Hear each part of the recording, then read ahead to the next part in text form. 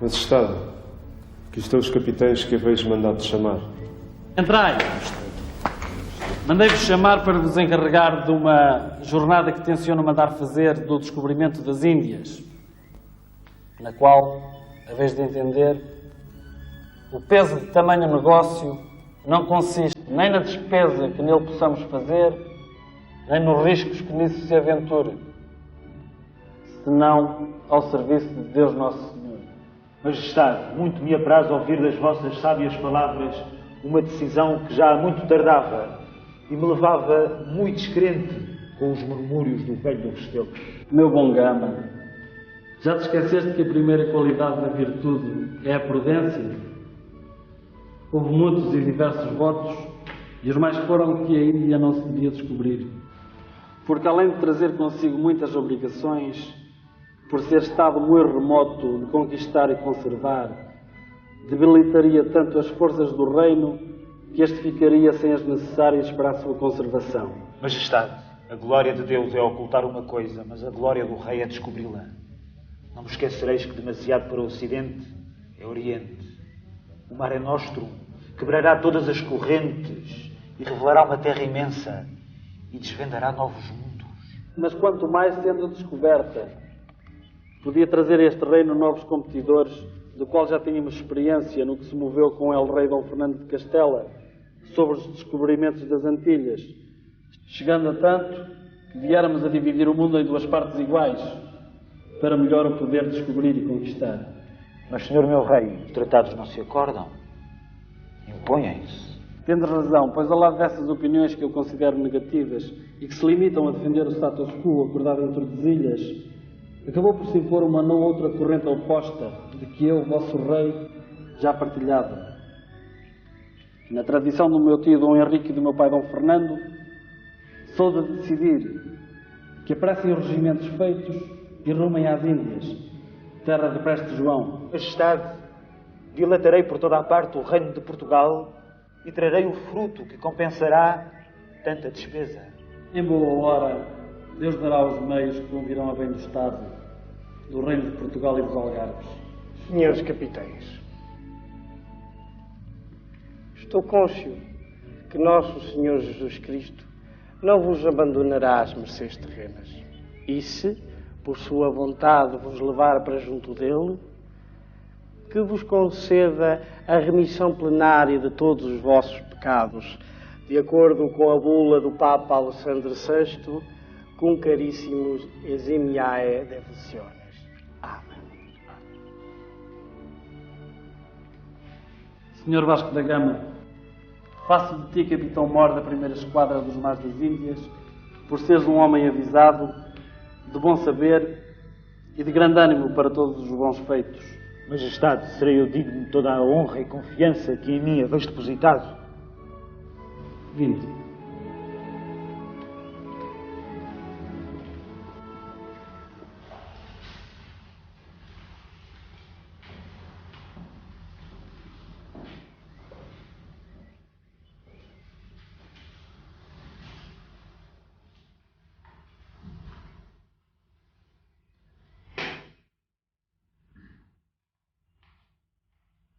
Senhor Vasco da Gama, eu, Manuel, rei de Portugal e dos Algarves, chanceler de todas as ordens religiosas e militares, perante Deus Nosso Senhor e os aqui presentes,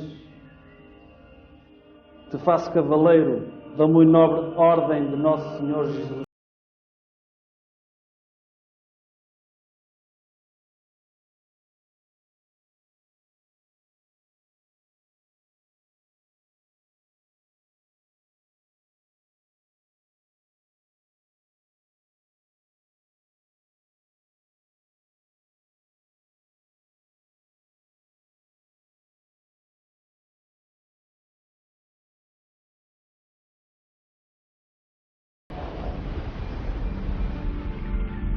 A 8 de julho de 1497, uma esquadra capitaneada por Vasco da Gama sai a Barra do Tejo, roda para Bombordo e durante alguns meses mantém um rumo constante de 180 graus sul. Preparada num rigoroso secretismo, esta expedição marítima vai revolucionar o comércio mundial, transferindo as linhas tradicionais para o Atlântico. O sucesso desta viagem veio alterar o curso da história tanto no Ocidente como no Oriente. As consequências desta descoberta foram múltiplas. Uma delas, quiçá mais importante em termos científicos, veio a desmentir com 6 anos de atraso que Cristóvão Colombo, ao navegar para o Ocidente, ficou milhares de milhas aquém da verdadeira Índia. Os portugueses foram os primeiros entre as poucas nações europeias a possuir um saber náutico e uma necessária motivação para longas viagens. A vocação marítima de Portugal vinha-lhe de uma situação geográfica atlântica. Voltado ao oceano, em toda a costa do Poente e do Sul, por ele passava um intenso tráfego mediterrâneo, onde dominavam os mercadores italianos e árabes e as grandes frotas do norte da Europa. Os descobrimentos foram um resultado dessa tradição náutica, que se desenvolveu com a escola do Infante de Sagres. Tomada Ceuta, as descobertas nunca mais pararam. Primeiro, a passagem do bujador capitaneada por Gilianas, que abriu novos horizontes científicos e comerciais. Diogo Cão atingiu a Foz do Zaire e, mais tarde, Bartolomeu Dias dobrou o Cabo das Tormentas, que abriu a porta do Oceano Índico, considerado o maior feito de navegação do século XV. A Índia era só uma questão de tempo.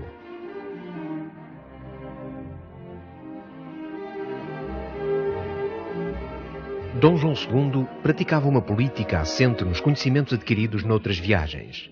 E embora a sua intenção prioritária fosse a Rota das Índias, pelo Cabo da Boa Esperança, não deixou de proceder em segredo à exploração marítima para as bandas do Ocidente.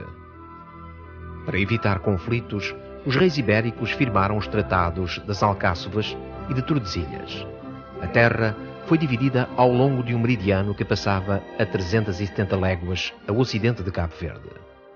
Os resultados favoreceram Portugal. O rei português acautelou a posse de grandes extensões da América do Sul que no futuro configuraram o Brasil, para além da garantia do monopólio da Rota do Cabo.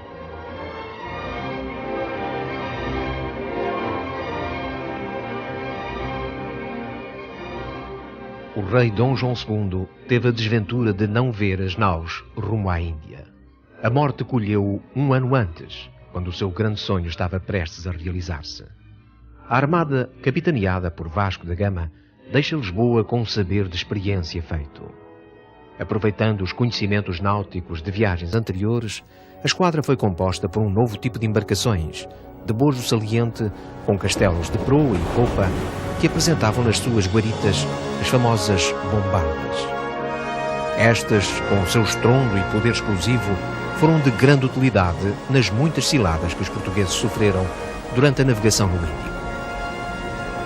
Ao fim de penosos e atribulados 8 meses, a frota portuguesa avista a costa ocidental da Índia.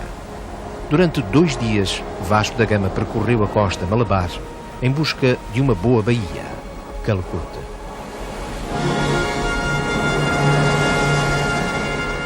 Vasco da Gama é talvez a figura da história de Portugal mais conhecida em todo o mundo. Eu penso que é muito razoável que tal aconteça, porque ele simboliza o início de uma nova época. Quando ele saiu do Restelo, no dia 8 de julho de 1497, ele iniciava uma nova fase da história da humanidade, em que foi possível um relacionamento entre todas as partes dessa mesma humanidade. Vasco da Gama era, ao fim e ao cabo, um funcionário superior do rei Dom Manuel. O rei Dom Manuel tinha decidido, no início do seu reinado, dar continuidade aos projetos de descobrimentos iniciados pelo seu tio-avô, o infante Dom Henrique, que ele muito admirava. Ele, o rei, achava, portanto, que ele estava incumbido de uma missão divina, que era, ao fim e ao cabo, de conseguir chegar à Índia. Vasco da Gama foi, portanto, o encarregado do rei. Não foi uma figura que tomou a iniciativa de fazer os descobrimentos, ele foi cumprir uma missão do rei. E cumpriu-a bem. Uma missão difícil, porque foi a viagem mais longa que até então se tinha realizado na história da humanidade, é preciso que se diga. Foi uma viagem que durou 2 anos, exatamente, e em que mais de metade da tripulação morreu. Vasco da Gama foi por isso justamente muito recompensado pelo rei com o título de Dom, com o cargo de almirante, mais tarde o de Conde de Vidigueira. De Vasco da Gama resta hoje muito mais do que a memória dos feitos. Resta, em primeiro lugar, um nome que os seus descendentes usam com orgulho. Embora nem sempre sejam lineares as voltas da genealogia. Esta é a árvore genealógica da família que eu redigi aqui, elaborei aqui há uns anos, com colaboração com a minha mulher e com um amigo meu que se dedicava a assuntos genealógicos e que fez a investigação destes nomes todos, porque não é fácil coligir tudo. Referência obrigatória para todos os portugueses, chama-se-lhe herói ou personalidade exemplar, não isento de controvérsia, é certo. Vasco da Gama, bem como os títulos para além da aura, é nome que facilmente desperta paixões e pode também despolutar cobiças. Quem representa a família de Vasco da Gama, especificamente, é uma prima minha, que é, digamos, quem tem o direito genealógico aos títulos de Marquesa de Nisa e de Condessa da Vidigueira. Conde da Vidigueira foi o título que Vasco da Gama recebeu na sequência da sua chegada à Índia e, enfim, da sua vida. De modo que ela é a representante genealógica, essa minha prima, de Vasco da Gama.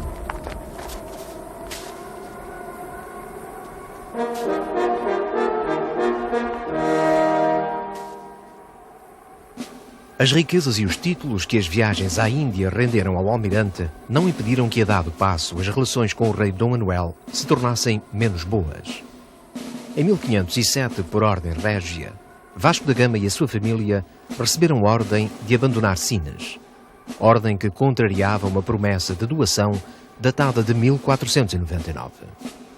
Não é fácil perceber como Dom Manuel pretendia concretizar uma mercê à custa de uma propriedade de uma ordem militar, quando para isso teria, entre outras coisas, que destronar o comendador local.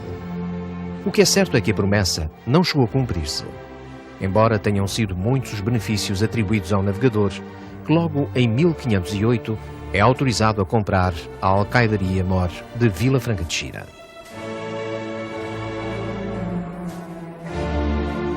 Poucos anos mais tarde, o rei determina que todos os produtos que vierem da Índia sejam transportados sem pagar direitos nem fretes, com exceção das especiarias, cuja importação tinha sido reservada à coroa. Em 1515, é concedida a Vasco da Gama carta de privilégio de cotada em Nisa.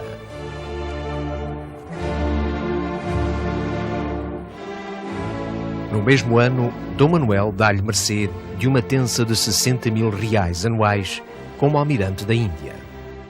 Estas e outras retribuições não foram, no entanto, suficientes e Vasco da Gama volta a reclamar o título de conde.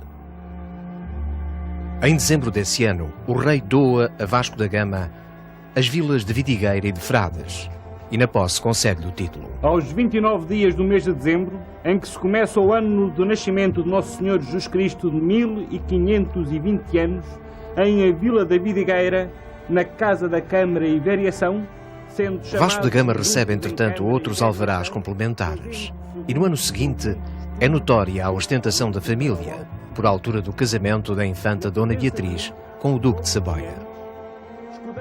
Depois da morte de Dom Manuel, com o novo monarca Dom João III sucedem-se os benefícios e as confirmações a Vasco da Gama. Do chumbo, em cordões brancos e vermelhos.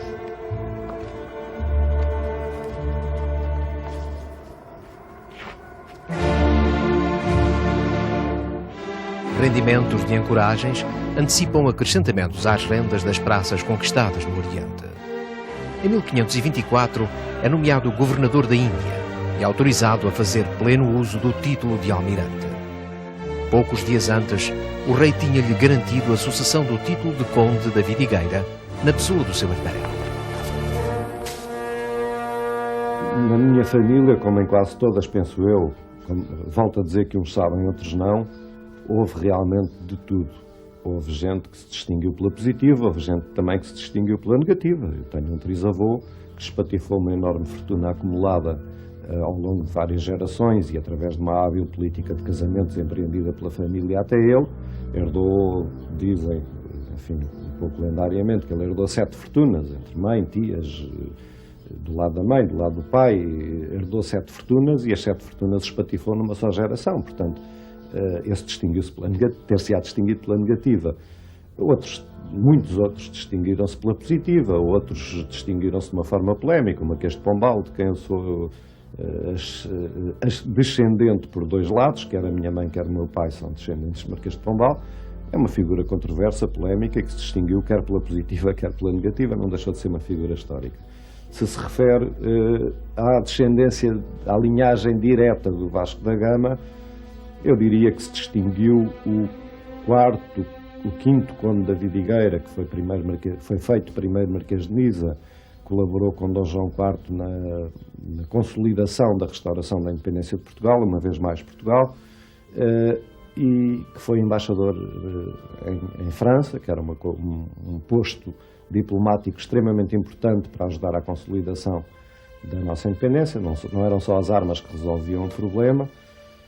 Tive depois, e penso que é uma história curiosa que aproveito de contar já, tive depois o 7º Marquês de Nisa, portanto, 6º neto desse primeiro Marquês de Nisa, que foi almirante, foi o único Marquês de Nisa almirante, portanto, o único elemento com um título ligado à Casa Gama que voltou a ser almirante depois do Vasco da Gama, que foi almirante do Mar da Índia, e que tem a história curiosa de ter sido o comandante da esquadra portuguesa no Mediterrâneo, quando o almirante Lord Nelson comandava a esquadra inglesa no combate aos franceses, nas esquadras do Mediterrâneo, e que há a história engraçada, depois de alguma conflitualidade nas relações entre os 2 comandantes de esquadras, portanto o Lord Nelson era considerado comandante dos aliados e o Marquês de Nisa, meu quinto avô, era comandante só da esquadra portuguesa, obedecia a ordens do almirante Nelson. As relações nem sempre foram pacíficas. Mas o facto é que no final o almirante Nelson reconheceu grande valor na esquadra portuguesa sob o comando do meu avô e resolveu homenageá-lo oferecendo-lhe um banquete a bordo. E mandou servir esse banquete numa imponente baixela de prata, que no fim do jantar, no discurso de saudação ao seu companheiro português, seu camarada português, no brinde, disse que baixela onde o meu querido amigo Almirante Marquês de Nisa jantou, ninguém mais jantará, chamou 4 marinheiros, que pegaram nas 4 pontas da toalha e deitaram a baixela borda fora. Portanto, o banquete tinha sido oferecido no navio. Acontece que o Marquês de Nisa soube mais tarde que o almirante tinha tido aquele gesto grandiloquente, mas previamente tinha mandado colocar umas redes por baixo do seu navio, de modo que no dia seguinte tinha recuperado todas as pratas que tirou ao mar com um gesto grandioso. E então resolveu retribuir com um banquete em terra no seu palácio, junto do que é hoje o Museu do Azulejo, em Lisboa, na Madre Deus, e fez servir o jantar numa baixela de cristal previamente encomendada para aquele banquete. E no final, retribuindo o brinde do almirante Nelson a bordo, disse que em baixela onde o almirante Nelson tinha jantado ninguém mais comeria, chamou 4 dos seus criados, que puxaram pelas pontas da toalha e puseram toda a baixela de cristal no chão, escaqueirada. Portanto, partida à vista do almirante, para que ele não tivesse dúvidas que mais ninguém comia nessa baixela. Penso que foi uma lição de boas maneiras que foi dada ao almirante Nelson. Filho do alcaide de Sines, Vasco da Gama teve uma formação marcada pela Ordem de Santiago. Apesar de ter sido admitido na Ordem de Cristo em vésperas da partida para a Índia. A tradição familiar do serviço real pode justificar em parte porque foi escolhido para esta missão. Há muitos aspectos da vida de Vasco da Gama que ainda são desconhecidos. No entanto, temos já suficientes elementos para definir um perfil genérico do que foi, na sua época, o navegador e o descobridor do caminho marítimo para a Índia. Vasco da Gama era um alentejano, de uma família oriunda da parte oriental do Alentejo, da zona de Elvas. O seu pai era um homem da Ordem de Santiago, ele também, Vasco da Gama, era um homem da mesma milícia. Porquê é que Vasco da Gama teria sido escolhido? É um problema, é uma questão que levantam praticamente todos os estudiosos que se debruçam sobre a figura do Gama. Não sabemos exatamente quais as reais razões. No entanto, penso que é possível considerar que a sua nomeação tenha sido, por um lado, resultado da ordem militar a que ele pertencia. A Ordem Militar de Santiago é uma ordem, ou era então uma ordem, com profundas ligações ao mar, e o próprio Vasco da Gama tinha, em tempos anteriores, exercido algumas funções por ordem real, embora não estejam documentadas a realização de viagens por parte do Vasco da Gama. Portanto, temos em primeiro lugar a sua ligação à ordem militar. Depois, a proximidade da família de Vasco da Gama ao rei. O próprio avô de Vasco da Gama tinha estado muito próximo da monarquia e o próprio pai também tinha tido ligações ao rei e tinha realizado algumas iniciativas e cumprido algumas empresas por ordem do rei. Vasco da Gama não só descobriu o caminho marítimo para a Índia, mas descobriu o melhor caminho. Inicialmente ensaiada por Diogo Cão e mais tarde completada por Bartolomeu Dias, a rota até ao Cabo da Boa Esperança dificilmente serviria a navios de grande porte e com velas quadrangulares, como as das naus. Daí ser imperioso traçar uma outra com o mesmo destino, mas fugindo aos ventos contrários. A viagem de Bartolomeu Dias representou uma grande vitória e Bartolomeu Dias trouxe uma grande notícia quando demonstrou essa comunicabilidade entre o Oceano Atlântico e o Oceano Índico, que era possível, era melhor, mais rápido, era melhor chegar à Índia pela solução proposta pelos portugueses e não pela solução proposta de Colombo. No entanto, trouxe uma notícia não tão positiva, ou pelo menos uma notícia que implicou um complementar esforço da parte de Portugal. É que era necessário descobrir uma nova rota que de Lisboa ao Cabo da Boa Esperança deveria ser a rota a navegar pela armada que futuramente seria de Vasco da Gama. A rota seguida por Bartolomeu Dias foi possível para caravelas, barcos com aquelas dimensões e com aquelas características, mas não era possível para barcos com outra dimensão e com outras características. De modo que houve necessidade de alguma forma, passa a expressão, descobrir um outro caminho no Atlântico, uma outra rota no Atlântico, e essa foi, digamos assim, a grande matéria de esforço durante estes anos. De modo que podemos dizer que, de facto, há um certo lapso de tempo, mas que esse lapso de tempo se pode explicar, por um lado, porque, entretanto, surgiram dificuldades ligadas já à viagem de Colombo, ou ligadas à morte e ao novo monarca, à morte de Dom João II e ao novo monarca Dom Manuel, mas também porque, entretanto, foi necessário definir uma nova rota a praticar no Atlântico. Que Índia encontrou Vasco da Gama? Primeiro o mar. No Atlântico, os portugueses eram o único povo que se aventurava em alto mar. O seu domínio era total. No Índico, os portugueses foram encontrar um mundo marítimo organizado desde há séculos. Um tráfego dominado por fortes sociedades mercantis. O Índico não era, portanto, um espaço a descobrir, mas um mar a dominar. E essa condicionante vai determinar a estratégia dos portugueses no Oriente, que rapidamente compreendem e decidem impor-se pela força da sua artilharia naval.